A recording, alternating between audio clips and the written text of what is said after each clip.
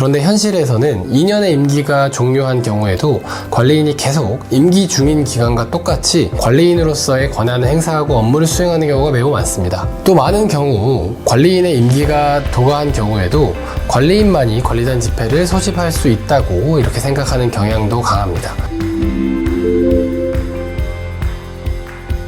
네, 안녕하세요. 이현조 변호사입니다. 오늘은 임기가 종료한 관리인이 여전히 관리단 집회의 소집 권한을 갖고 있는지에 대해서 법적 검토를 해보도록 하겠습니다. 우리 집합건물법은 관리인의 임기를 2년으로 정하고 있습니다. 그런데 현실에서는 2년의 임기가 종료한 경우에도 관리인이 계속 임기 중인 기간과 똑같이 관리인으로서의 권한을 행사하고 업무를 수행하는 경우가 매우 많습니다. 또 많은 경우 관리인의 임기가 도과한 경우에도 관리인만이 관리단 집회를 소집할 수 있다고 이렇게 생각하는 경향도 강합니다. 이 부분과 관련해서 제가 얼마 전에 관리인의 임기가 종료한 경우에는 5분의 1의 구분 소유자들이 관리인에게 소집 요구를 하지 않고 곧바로 관리단 집회를 개최할 수 있다, 이런 판결들을 소개해드린 적이 있는데요. 관련해서 오늘은 관리인 임기가 종료한 경우에 관리인이 여전히 관리단 집회를 소집할 수 있는지 이 부분에 대해서 살펴보도록 하겠습니다. 먼저 임기가 종료한 관리인의 지위에 대해서 대법원이 어떻게 바라보고 있는지 보도록 하겠습니다.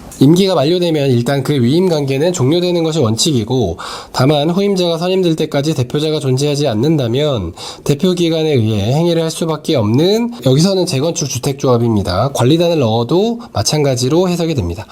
그런 관리단은 당장 정상적인 활동을 중단하지 않을 수 없는 상태에 처하게 되므로 민법 691조 긴급사무처리권에 관한 규정을 유추해서 구 대표자로 하여금 그 단체의 업무를, 관리단의 업무를 수행케 함이 부적당하다고 인정할 만한 특별한 사정이 없고, 종전의 직무를 구 대표자로 하여금 처리하게 할 그런 필요가 있는 경우에 한해서 후임 대표자가 선임될 때까지 임기 만료된 구 대표자에게 대표자의 직무를 수행할 수 있는 업무 수행권이 인정된다.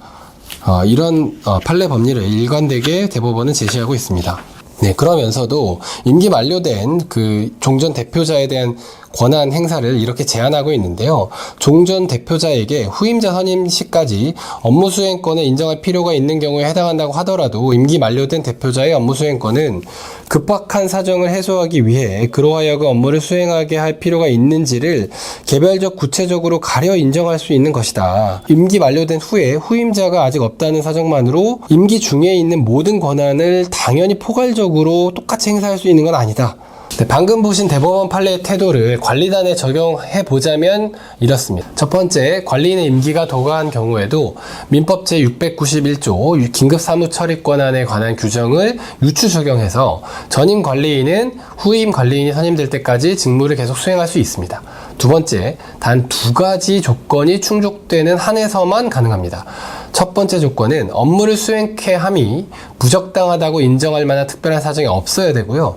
두 번째로는 종전의 직무를 임기가 만료된 관리인이 해야 될 긴급한 필요가 있어야 됩니다.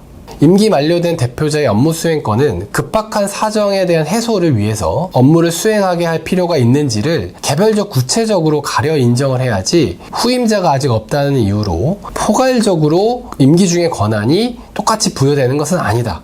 이렇게 요약할 수 있습니다. 구분 소유자들이 문제 제기하는 그런 해임 사유가 존재하지 않는다. 그래서 임기 종료한 관리인이 관리단의 업무를 수행하는 것이 부적당하다고 보기 어렵다.